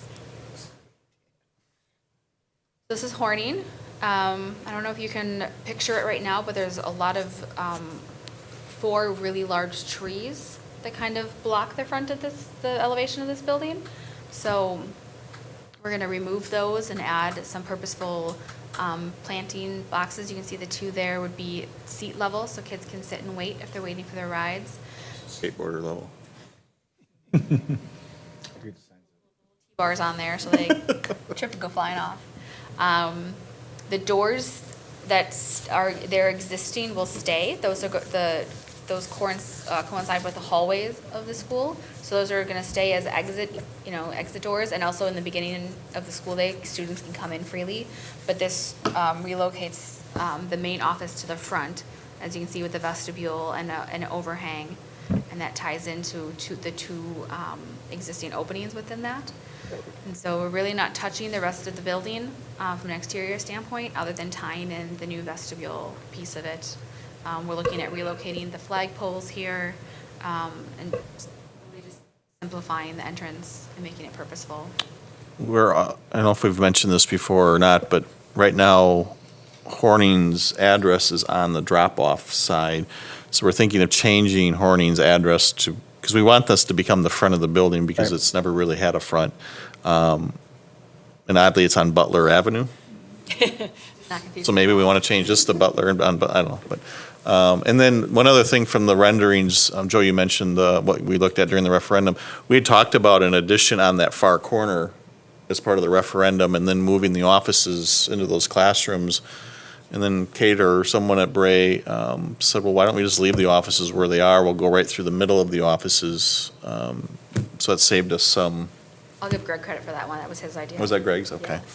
Yeah. 'Cause it saved us from having to do major renovations to the 4 classrooms along the southeast corner. Northeast? Southeast. Southeast. Instead of doing major renovation to make those the offices, we're able to leave them as the 4 classrooms that are intact and just do the level 1 renovation, which is finishes. And so the offices stayed in the exact same footprint that they are with the vestibule addition. I think this looks more balanced, actually. Symmetrical. Yeah. Oh, I think so too. I think it fits the Symmetrical, building. there you go. I think it fits the building nice. It did save a lot from having to do those extra renovations. Questions on Yeah. Horning? Les Paul? Les Paul, we're still working to add some context. It looks like it's floating a little bit. One of the other ones was higher. It looks like it's on lakefront property, but, It's like Michigan. yep. So if she had one today, and I said, well, it's waterfront property, we should Yeah, sell there the you go. thing. You better believe it. So you can see here, the left piece is the cafeteria addition with some ribbon windows. And you can see it in plan. You can start to see some of the concepts we're pulling into that. And then straight through the middle is where the new main entrance will be. And then on the right side, you see the kind of the punched opening. That's the office addition. So instead of entering off the middle where it currently is, we put it in the corner because that allows you from that vestibule to feed into the cafeteria area. So you could use that as an after hours community space. as well as it gives us good observation, and it was an advantageous sequence into the office, and then the offices went west from that, and the corner is a nice large conference room for them. Looking at tying into roof lines, we've been working with Civil to look at how the grade changes, looking at the skateboard haven, looking at the Civil plan of right now it's 2 separate parking lots. It has a curb in between. So in the new concept, it'll make it one larger parking lot, which is more efficient for parking spaces. We've had a lot of conversations about pickup and drop off, where buses are happening, where circulation, transportation is. So that's one of the things we need to talk about with the city. Is where the buses will line up both during construction and long-term with this, as we do lose a few parking spaces with the addition, both additions. It did encroach a little bit of the current parking. And again, looking at roof lines, so our goal when you look at this is you don't see, there's 3 or 4 levels of the connection, the pathway, each of the parapets. So at this point, we're bringing it up high enough that it'll be just past that. So when you see it, it all looks very cohesive from the addition of it. And again, we're not matching existing materials because you wouldn't be able to exactly. So we're doing different brick and stone that is complementary to the existing buildings. So remind me, we chose not to do an elevator to the very top science area, correct? What are we doing with that area then at the very top? I Science don't rooms. recall. It's still going to remain It'll science? remain science. Okay. Yep. That area was renovated a couple years ago. They added some really nice glass doors to add visibility. They did some level 1 renovations. I believe it's the existing science casework, but it put new tops on, and they did new plumbing and sinks not too long ago. So it's actually a really nice space. It's just at the top of the building that's, unfortunately, those 2 are not accessible. We looked at options for it, but as it's a 100-year-old building, Yeah. It was quite expensive it's to. expensive, and you don't know what's going to happen once you try to go through the floor. Oh. Well, I didn't know there was that concern. Don't know. It's wood. It's timber. Sure. It's wood frame. Timber structure, yeah. Yeah, it's wood It's structure. old. It's old. Okay. And what we 100 do years this year. for 1990. people who don't remember our previous conversations, what happens in a case where you have a student who needs that science class but can't get up there? We have labs lower in the building, so we just rotate the schedule or the location of what room they're in for science. We are bringing some cooling up there, though. That was by was one far of the the big biggest concerns. complaint from Les Paul. They call it the 4th floor, even though it's technically 3 floors above grade. It does get scorching hot up there, so. That'll be So one those way. students, I'm sorry, Go ahead. so those students aren't singled out, they're just rotated, so there's not, okay. Yeah. It's mainstream, all right. Yeah, we, There's science labs in both Worthington and Lincoln, so it's both buildings too for the grade configuration for students. That'll be one of the highlights. We were doing a structural HVAC walkthrough for the building, and we went up on the roof. And so we found a set of drawings in the mechanical space off the science levels, and some of the science teachers were up there. And we found a HVAC set that we didn't have, so we were able to use those drawings. And then we went up on the roof, and I went to Les Paul. So it was pretty cool to be up on the roof somewhere. I definitely didn't go when I was a student there. So that was a big highlight of my day. and those, we've mentioned drawings a lot. We have scanned those, and now they're electronic and Yep. on top of the originals. But the originals, they fade and disappear, and over time, things happen, so. Yeah, your district has by far the best system I've ever seen of any school district, having the digital files and the access to them with your net request program. It made such a difference, knowing that we were in so many of your buildings, to having digital access to those. I mean, we had to put all of our stuff into Revit, but having the existing drawings as well as the version of the kind of the CAD program that you have was so helpful for us to have that. I don't know if the committee remembers, we came in and presented on net requests a couple years ago, and it's, I think, paid off, certainly through this process.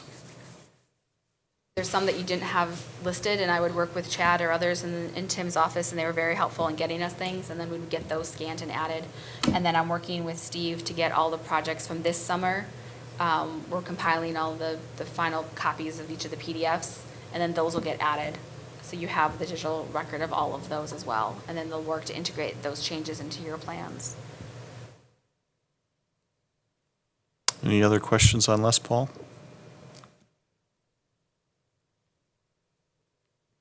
South High School, this is the Roberta Avenue. Those doors are the ones currently by the music rooms, if you can picture that. Or this is by the horseshoe too, Yeah. just so everyone knows what side of the building we're on. Well, horseshoes over here. Down a little ways, yeah, by the gray. So we'll be making the horseshoe larger with this scope. And so it brings it past the new entry piece. And so the two popped holes in the existing brick, those would be two new openings. And so that's your reception area. So the 4 doors go into the secure vestibule. The doors next to it are the reception area and the existing building. And then the gray addition is all of the offices for the administrative staff and the student services. And then on the other side, we're in some existing space, again, for the student services and the health room area. So all that's what's infilled just north of the library.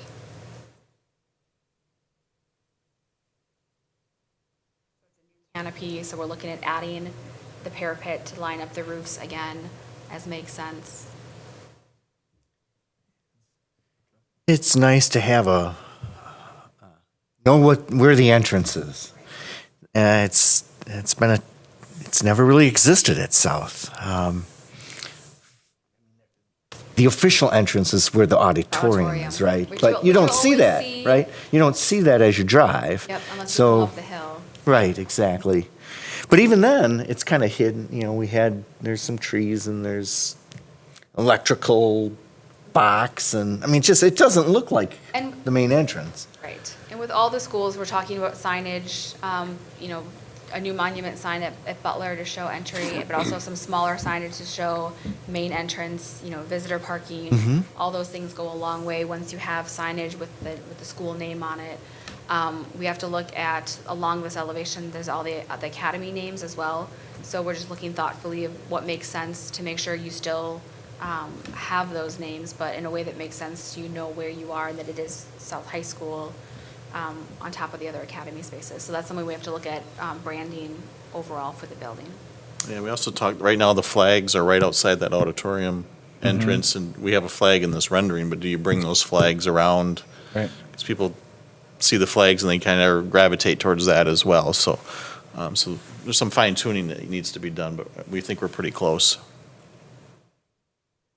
Renchick.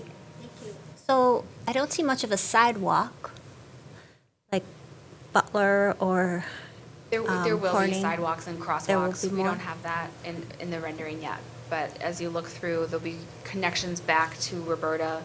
And also, once you look at how we have the driving spots parked out, still refining that at this level. okay. So when they come in, like they come in now, this is part of that, you're going to just be able to continue on, not just come out real quick. Yep. This is that whole strip, okay. That'll be really nice. It's actually safer too. The further apart you have those curb cuts, the safer they are. Because if someone was coming out of the one where the angled parking is and turning right, and somebody was coming out of the horseshoe and turning left, That horseshoe is pretty tight now. we're making it twice as long.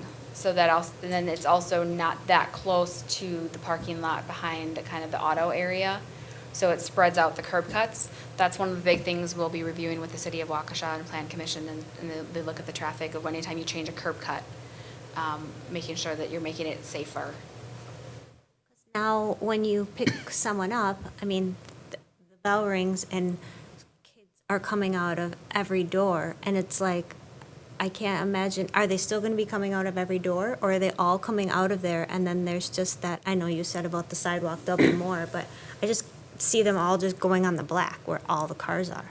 They can still come out all of the different doors. A lot of the students drive and park on the other side of the building. The buses line up in Roberta, so anyone getting on a bus will be coming out that way. So we'll make sure that there's wide crosswalks, looking at where the buses park in alignment with that. So the parents will park on this strip? Right now, there's Some, like I want to bus- say we had like a dozen parking spots. Some of those will be handicap right next to the main entrance, but this is really, that parking's really designed for the quick in and out. during the school day. during the school day, orthodontist, forgot your instrument. So parents, parents and buses are still parking on Roberta, waiting.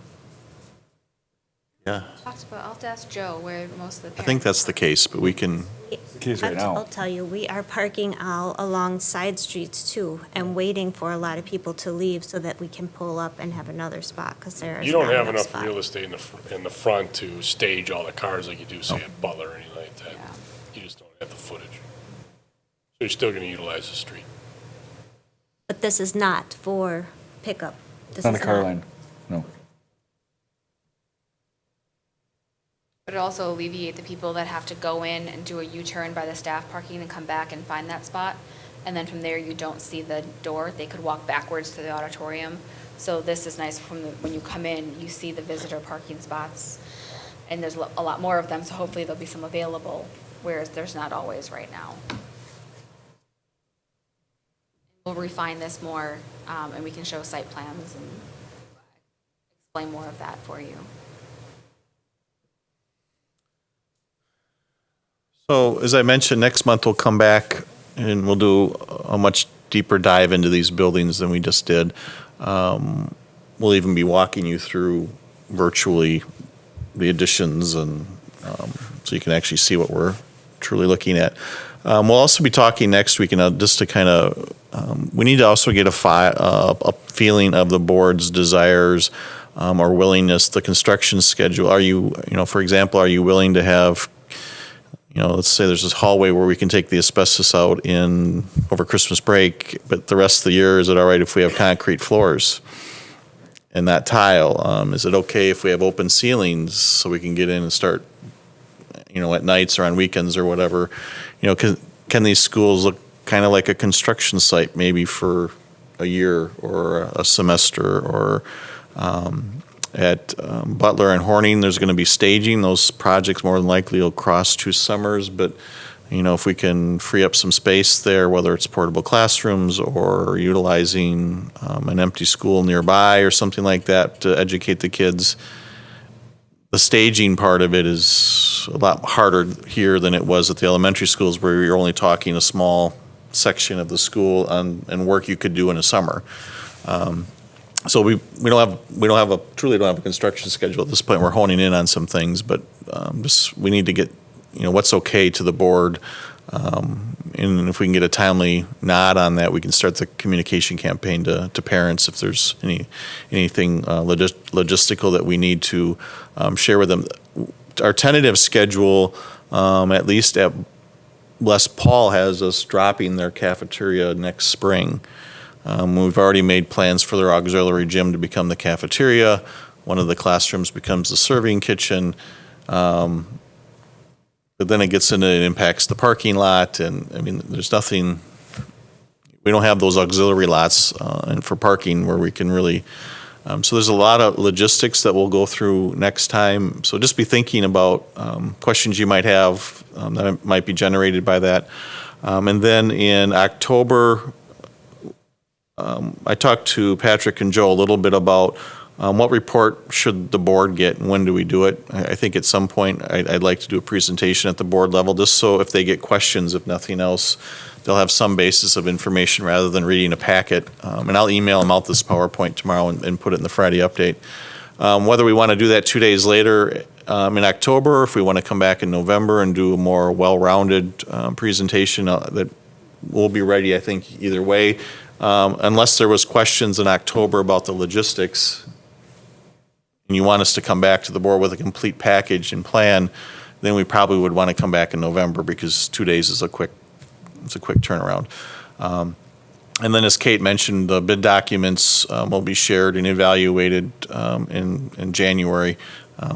Much better than we did, last year, or I guess last spring, because of the timing of the referendum was in November. We didn't get out with bid documents until March, and in this competitive environment, it didn't help us. We certainly got enough response, but did we get the ultimate best pricing if we could have gone out 3 months earlier? So we're hoping to hit the road or hit the street with the bid documents. January is a very good time to do that. So that's what it looks like moving forward. Yeah, these are the big projects, but don't we have a few other projects potentially for next summer, like maybe Hawthorne? We've Or talked. is that going to be the following year? Once the documents for the middle schools are done, we have rough ideas of what we'd like to do at Hawthorne. We have Hawthorne, Whittier, and Hillcrest left. Hillcrest probably would have been done this past summer, but we started to realize for the long term, it might be better to move their office back to where it was, more than the middle part of the building, rather than down kind of on the end. Now, we could still leave it there. Whittier, we think we have a pretty simple plan. If you walk up to the main front doors, the rainbow colored doors, there's a classroom right there, pop a hole in the wall, we put a ramp on. We think that one is pretty straightforward. I also talked to the principal there. Now, she's new, so easy for her to agree, I guess. But that's even a project maybe we could do during the class year, because they have there's a lot of capacity there that we could work around that. And that leaves us with Hawthorne, and that really will come back to the board, because into the referendum included kind of a very simple, secure entrance there. But we've also talked about plans of adding an elevator, adding a more robust, secure entrance on that corner. And that would be fund balance type questions and funding questions. So that one we think might, the elevator we could do during the school year, because it's not impacting, you're outside and you're doing an addition outside of the envelope of the building. But so we still have we still have 3 schools to go beyond. From a design perspective, that must be a nightmare for you, because you have Hawthorne, that is. You have these half levels. There's It's 5 levels in Hawthorne. Yeah, and they're all but they're not even full story levels. It's kind of like a You have some ideas. tri-level approach to a home, so you kind of have the half stairs. Yeah, one of our ideas, if we go with the more robust, not to steal Bray's thunder here, so I apologize, but is to raise that corner up to the level the office is on now. You at least eliminate one level with 3 steps or whatever it is. And then you'd need a longer set of stairs going down into the lower level wing. The last addition, which is at the end of that lower level, there's like 3 steps, right? Those we think we can just leave. And again, if you have a situation where a student couldn't do the stairs, we would just schedule them in that hallway before those stairs. Right next door, essentially. But yeah, there's 5 levels in there, and that's a tough school. But the elevator, we think we have a home for now. And it would tie in 3 of those levels, which is a majority of the school. It's probably 80% of the school that elevator would tie in then. And then, as Darren said, if we lifted up that curved piece and made the stairs, you could do a lift and that, which would then get you the additional 4 to 5 classrooms in the primary wing. So everything would be accessible except just those 2. 2 rooms at the end, yeah. Regarding Whittier, I know I toured there a couple months ago. Anybody who has difficulty with stairs has to walk in the back and go through the janitor's office. And then is that anticipated to be changed? That's the other thing we've talked about, is the 2 sets of stairs from the primary wing up to the office, library, gym, and then another set of stairs up to the intermediate. Those are wide enough stairs that we could do lifts again, that you do an elevator, like a chair lift at each of those spots, which would then get that whole building connected. And we do a ramp at the main office, as Darren said. And at some point, we have to look at our elementary schools. We have ADA issues. How do you go about prioritizing which ones do you do, which ones don't you do, in what order do you do them? Whittier's not as challenging as Hawthorne, but not the simplest school too. So Pretty rough. I know the PTO's got a big issue with bringing grandparents through there, and yeah, so it's just something But we're getting there. We're bringing at some point at the end of this. I'd ask Bray to count up all the ADA bathrooms we've added or renovated to have them be ADA. All the square footage we've now made accessible, because we are knocking out big look at Butler. We've never had an elevator at Butler. Just bringing that elevator is going to make that building substantially more accessible than it was. So All the health rooms at the schools done this summer have accessible bathrooms now, as well as a lot of them, in some cases, higher Bethesda ended up with staff bathrooms that are accessible as well. Good work. yeah, the meetings, especially at Les Paul, I haven't been involved, but at South, for some reason, special ed's been kind of tied to some of this work. Not that it started out that way, but especially at South, the staff is just I don't know how many meetings we've had but we're designing it around what they do, not us. So the bathrooms have a changing table and a shower. They have small pull-out rooms if they want them. We did some good special ed spaces at Meadowbrook and Bethesda, Rose Glen. Can't remember now, but if you get a chance, or if you want a tour, you can contact Tim or myself, and we can. Joe and I went one day. You can't hit all 11 sites. Right. If you don't come with an hour and say let's go to all of them, because it won't happen. So, but there's a few key ones we did a lot more work that I think you'd like to see. That was a nice part of having the ones that were displaced, is you're able to put back some really nice resource spaces that ended up being more of the reading interventionalists or special ed. Got some nice spaces. Les Paul is also part of the main office move, is going to end up with a very nice special education suite, because we added, anyone the buildings that got the addition, you then were able to backfill with something purposeful. And Les Paul felt like special ed was what they needed. So there'll be a special education bathroom off the hallway, as well as off that classroom, with a changing table, a shower, and a toilet, as well as kind of a life skills classroom, a sensory area, an additional classroom. So they're really excited to get that special education, since they have a lot of the medically fragile students at their school. They're really excited about that space. They can host some events. I know they host some Special Olympic events and other things. So, from a community standpoint, it'll be well utilized. So, but other than that, we have nothing going on. Right? So we had a good summer. We really did. Everything. So Tim, it was his first summer, and then you throw Blair and Hawthorne and all that into the mix. It was interesting. It was interesting. So I would say we're 99% complete on the 2019. There's some loose ends I think I put in the updates. We have a shared spreadsheet with the principals where if they have something, they log it, and then we're tracking it, and we're trying to punch those things out as fast as possible. Excellent work. So that was your slow summer, Tim. Next summer is. Next Actually, summer. It was a ramp-up summer. Yeah, it was to get you easy into the 3 to 4 years position. from now, I'm not going to know what to do. Fire. Yeah. Great. So, like I said, I'll email this out and throw it in the Friday update so all the board members get a chance to see it, and then I'll be sharing it with staff tomorrow. Because I know the principals are anxious to share it. Excellent. Great. Thank you very much. Thank you. All right, thanks. Thanks, Kate. Yep. I do want to note, I think you presented for about a half hour, Kate, without a single note, so good work. Been living Yeah, it a right, little bit. exactly.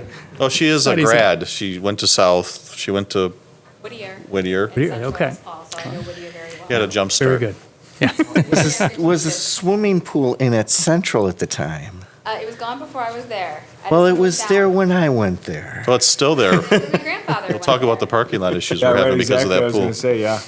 It's still there It's still there. in spirit. That's right. The soil borings will tell us how much is still there. Say what they filled it in with. Just junk. That's why we did extra soil borings. Yeah, we did a couple extra Yeah, we ones. did 2 extra. Alrighty, that concludes our information items. Next up would be our discussion items, of which is fund balance report.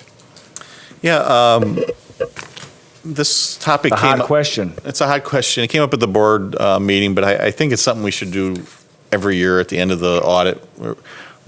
We've been audited, all the field work's done. We don't have our financial statements yet, but we're basically been audited. But I just wanted to go through and tell you where we are, give you a little background on names that sometimes get tied to some of it.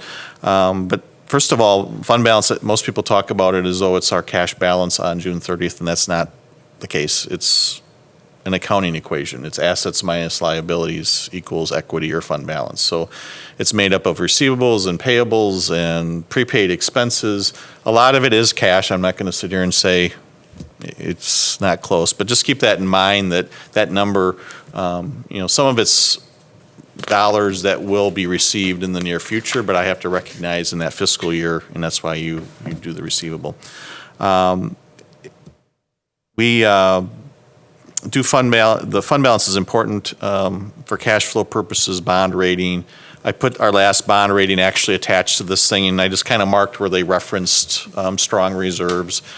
So a lot of answers, and I gave you some kind of Q&A of possible fund balance questions on the back of my executive summary. Tell me what's going on. Tell me what your goals are, and I can tell you what we should do with fund balance or give you some suggestions. The naming of, or used to be either designated or undesignated fund balance, and then someone thought it'd be better to give it 4 names instead of 2. So you have restricted, committed, assigned, and unassigned. The board can designate or restrict or assign or remove those labels from pools of money. It's really up to the body and what you want to do. Bonding or rating agencies, they like some distinction generally because it shows, they're looking, do you have a management plan?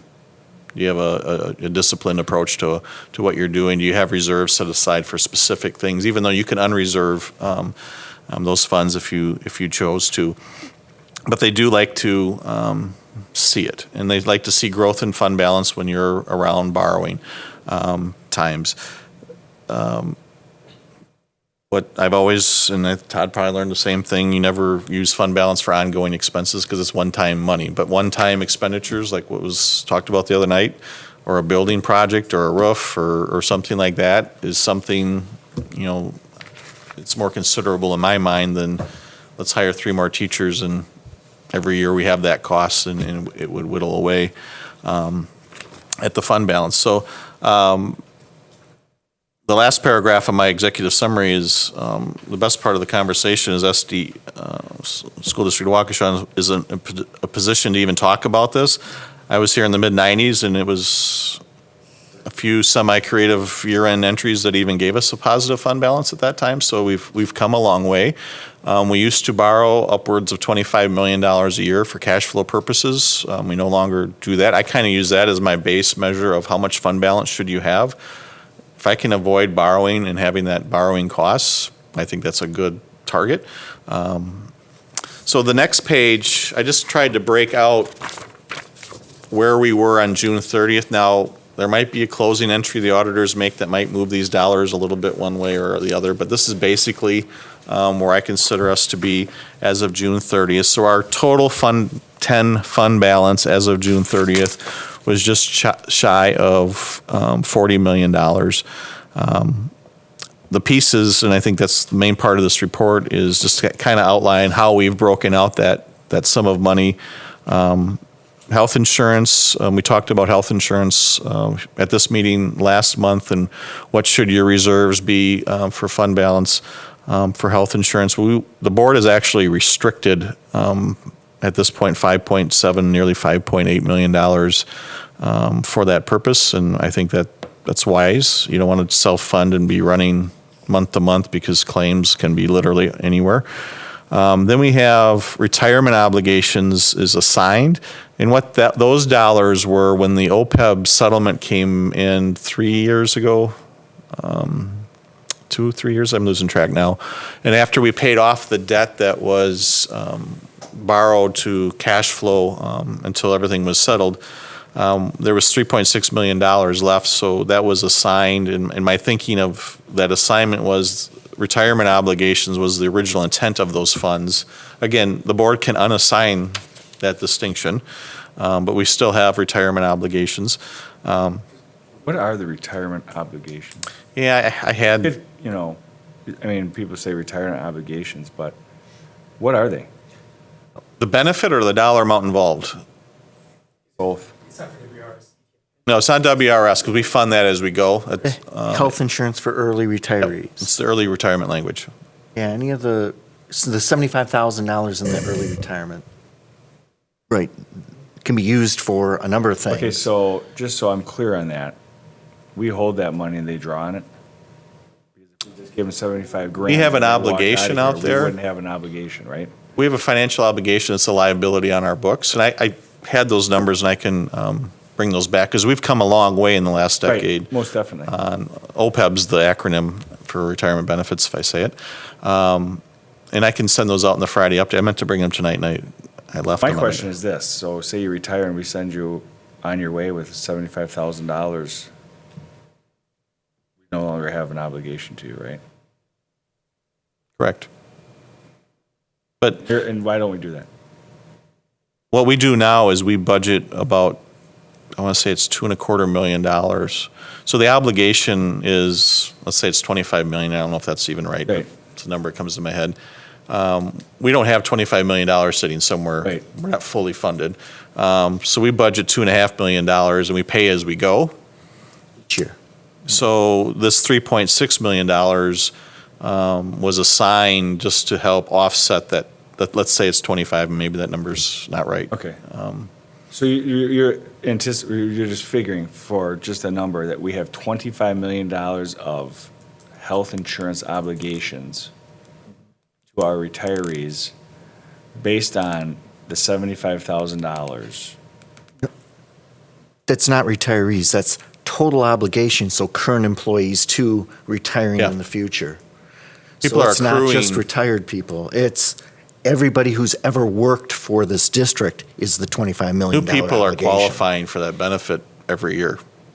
And I forget what the language is off the top of my head. If it's 15 years of teaching and age 57, once I'm 57 and I have 15, usually they have 20 years or so of teaching by then, they are qualified. So that, So yeah, okay, so these people, that these sum is- obligations definitely are not necessarily people that have already left the district. no, You're just no. factoring people that can retire at a day's notice because they have the years of service and it's, the age. it's made up of the people who are on the retirement benefits now and all the people who are accruing towards the benefit. Projected. I yeah. gotcha. Okay. So that's why you hire a firm, an actuary to come in and, so it's like a 30-year snapshot of what the potential cost is.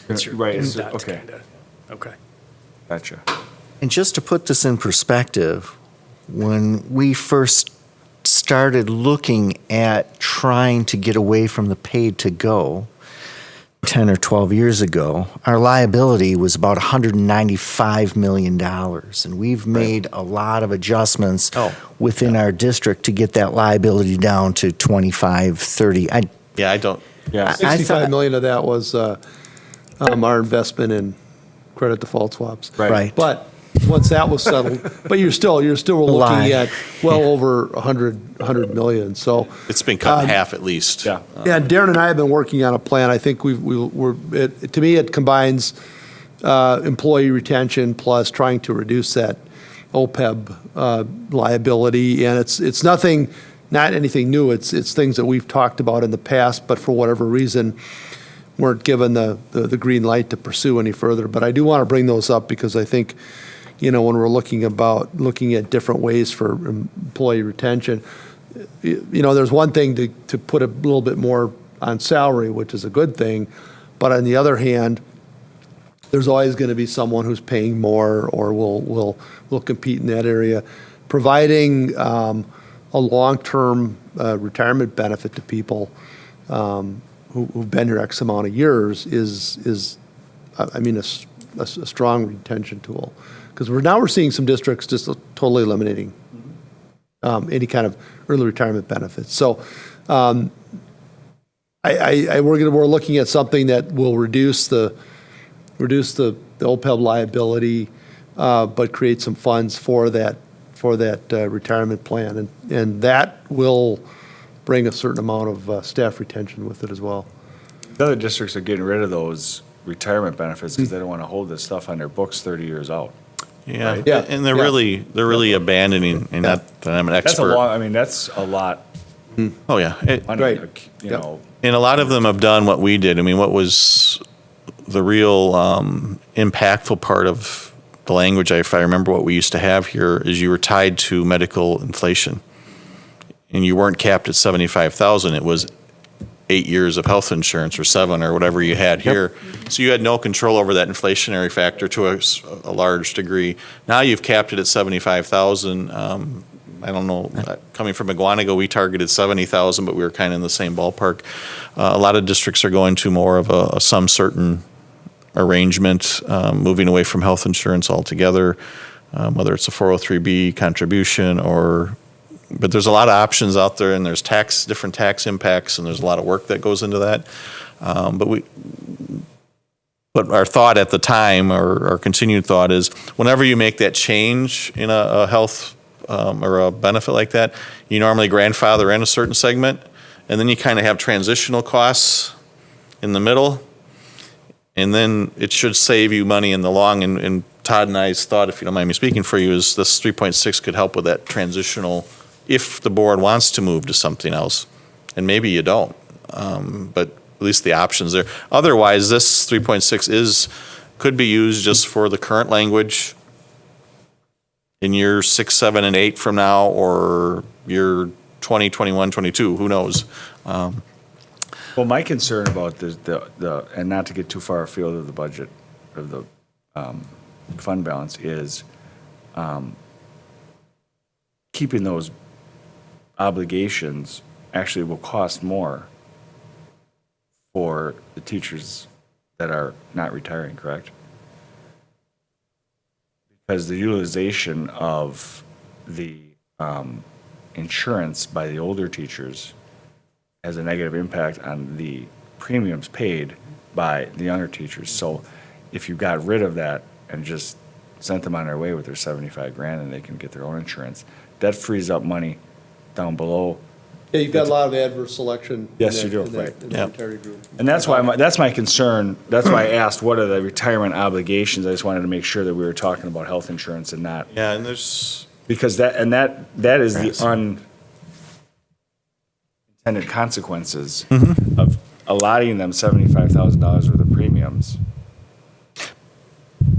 as they're using more of the insurance. yeah, it's kind of a follow-up, and Todd and I were already kind of knocking ideas around, is coming back and kind of doing a report on what is the language exactly, what's out there, what are the costs. I'll come in with the actual OPEB obligations, and I'll send it out in the Friday update as well, just so you have them. But we should celebrate how far we've come. Yeah. I mean, it's if you would have told me you could do it 10 years ago, I would have thought you'd. Crazy. I didn't want to say it, but Well, it's called worse. All righty, so we should probably not beat up the insurance. Okay, so Quick it's- question, if I may. Yes. Any portion of the fund balance non-spendable? So I saw that as one of your categories. one of but- the criteria, the 4 criteria is restricted, which is the most restrictive, Right. oddly. Committed, assigned, and unassigned. So we have the retirement obligations as assigned. Site carryover, I wasn't really sure if the board has assigned that or committed. What that is with site-based budgeting, we allow schools to carry their funds over. Right. At the end of the fiscal year, those funds that aren't spent roll into fund balance, and then we budget to spend them the next year. So I would say we've kind of made a promise for those. And then the last case is the unassigned, and that's pretty much for cash flow purposes. Right. Understood. On page 4, there's a restricted, committed, assigned, unassigned. Above that, there's non-spendable fund balance. Is any portion of the fund balance designated as, unless I could be reading this wrong, non-spendable? There is. Yeah, there's non-spendable. Fund 46, right? Because this speaks to all funds. The policy speaks to all funds. The report that you're giving here on this page is Yeah, on and if Fund you- 10. Okay, my mistake. Corey, if you read the Yeah. descriptor, it's also dealing with items that, sorry, I know I'm ignoring the fact I need readers. Not in a separate, in a spendable form, which includes items that are not expected to be converted to cash, inventories, prepaid amounts, legally or contractually required to be maintained intact. So there's things outside of, and I can't think of anything that falls in that category for us. Okay, thank you. Sorry, that's my confusion. Cool. Not even Fund 46? I thought Oh, once Fund the 46 money's is in a Fund completely different 46, it's in there. It can only be. Yeah, listed I'm there. talking operational, Fund Okay. 10. Fund 46 is, you formed it and you can't touch it for 5 years, and that 5 years is up for us in May of '21. So at that point, we can start spending it. Fund 46 is for capital improvements. Okay. I'm so glad you included this. This is exactly what I was talking about at the last board meeting, where I just needed to know what it is and what does it mean and what are the obligations. So this is extremely helpful. So, If you talk to any business manager, they'll tell you the whole thing's unspendable, but that's, Sure. I'm not that way, because I have a superintendent that used to be a business manager, so he can say it, and then I can be the nice guy. Very good. So the reason some of those numbers are in red and the total of 34.1 are in red, if you read our policy, and I just took the excerpt of that section of the policy, in terms of measuring where we are, people talk about fund balance as a percentage of expenditures generally. And right now, our board policy says we have to maintain 15% or more, but it's only the committed, assigned, and unassigned portions. The restricted, the health insurance portion of fund balance shouldn't be considered in, because it's tied to a very specific reason and a very potentially fluid cost center. Yeah. So I did the math for you. I put us at 19.5%. If you go to DPI's website, they kind of give you a range of 15 to 25% of fund balance. They don't come out and say this has to be it. You know, fund balance is very much a local thing. So that's what this sheet tries to provide. The next page, just quickly to since we don't cash flow borrow anymore, we don't talk cash flow much.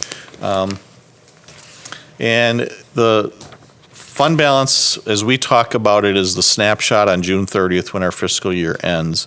But you're going to listen to several months in a row of budget reports from Sherry where we're getting little or no revenue until January, when the tax receipts and state aid starts coming in. So in November, December, even into January, we are very low on fund balance. It's mainly cash at that point. But then it comes back up. So that's the flow of cash, and fund balance kind of moves with that as we try to hit payrolls. And if you did it week by week in November and December, it gets really, really low. This is just a snapshot on the last day of the month. It doesn't get into the details of the payroll on the 15th and, things like that. So is the fund balance actually a bank account sitting somewhere, or what does that look like? Cash is part of your fund balance, but How much? I don't have the percentage breakdown on that. You don't have to be exact on it. I mean, you could say 10%. Oh, I would say it's probably half. Oh, okay. Yeah. It's a major part. It's a major asset at the end of the year. Okay. And where's the other fund balance? Where's the other money? The other money. An example would be our state aid payment we receive in July is actually booked in the previous fiscal year. Oh, okay. Yeah. Mhm.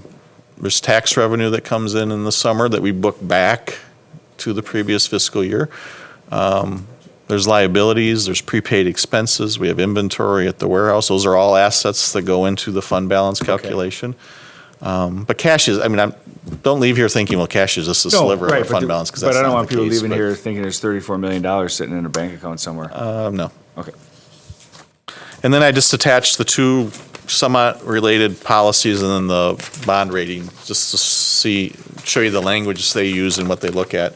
Because we are borrowing money, so it's something to keep in mind. So that's everything you wanted to know about fund balance and more. Well, first of all, I'm happy, and our constituents should be happy to hear this report. We're in a very good position, and it took a long time to get to this point. I remember when the policy was written that we should be trying to be looking at a minimum of 15% of our operational costs. And I think at that time when we started this, we were maybe we had 2 million of fund balance, maybe. I remember 311,000. I was going in to one say, year. we had less than half a million at Okay, one time. so it was smaller than, And I would think we inched that number up. Wasn't it originally like 8% or something? And then we listed up to. yeah. So I'm glad that we are able to actually have this discussion right now. I don't really view it as being, we have just a bunch of money laying around at all. You should not get that as the impression here. First of all, how many years now have we gone without a short-term borrow? 3? Oh, more than that. Oh, God, yeah. It's been. Yeah, I want to say, 5, 6 probably? yeah, Okay, 5 or 6. yeah. Yeah, So 'cause Cliff- I remember at the peak time when we were borrowing 25 to 30 million, we were paying interest back in the mid 2000s a lot higher. And I think the interest hit like $900,000 for 1 year. What can we do with $900,000? Okay, so now the interest rates aren't at that point right now, right? So if we did have to borrow, they're not at that level now. It was really important for us to get our bond rating to where it is now. There's only, 6 schools ahead of us in the state of Wisconsin? yeah, Districts ahead of us? Yeah, I think Not there's only schools, districts. 4 that have one particular rating better than ours, and those are small districts. And this was one of the big reasons why our bond rating had improved. So that helps us, right? When we went to referendum and our constituents said, yes, let's go to referendum and borrow, we saved the money because of the bond rating. So right now, I'm pleased, and I would like to see us continue to not have to do short-term borrows, and I want to keep our bond ratings up. The one thing that I would like to do is to see us potentially strengthen our health insurance reserve. We're pretty good, but I think we could potentially strengthen that even more. We will be hit with bad years where we have many claims. We had kind of an off year, 2 years ago, 3 years ago, and 3 years ago, so our reserve took a pretty big hit, and we've been paying that back. But one of the things that I would like to at least examine is what should that be? How many months out should we go for a good, strong, healthy reserve, and not just an okay reserve? And I know we can look to our auditors for that.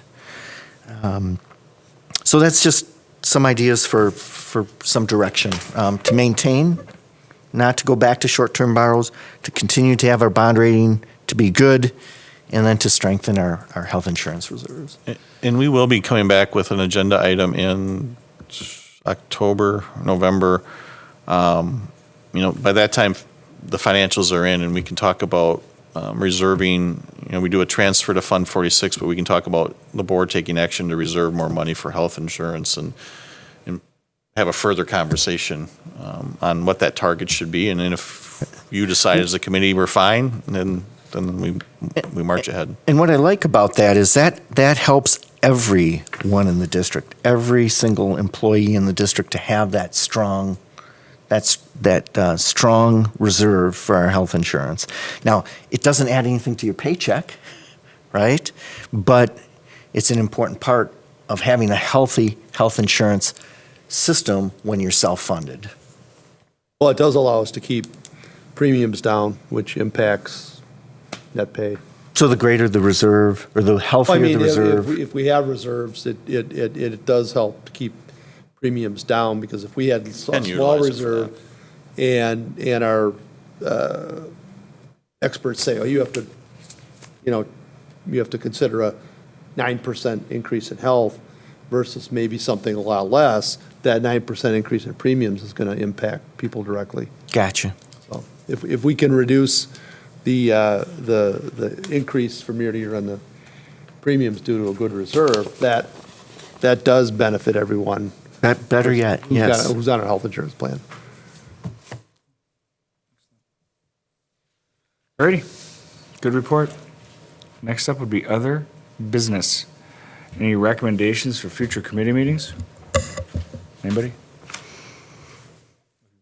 Something pops up, just email Darren and I, and we'll get it on.